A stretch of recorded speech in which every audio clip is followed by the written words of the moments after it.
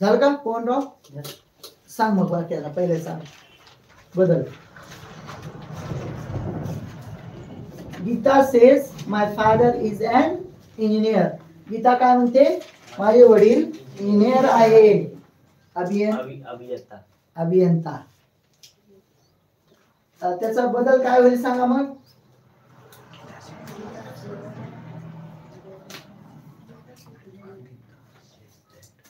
काय बदल करता आपण पहा. गीता सेज म्हणलं तर गीता सेजच म्हणणार आहोत आपण.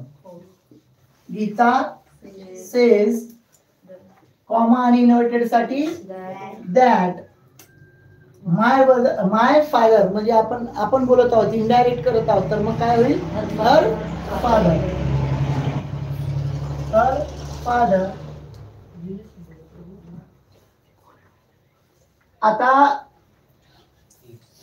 आपल्याला इथं हे सिंपल प्रेझेंट टेन्सचा सिंपल प्रेझेंट टेन्सच ठेवावं लागेल.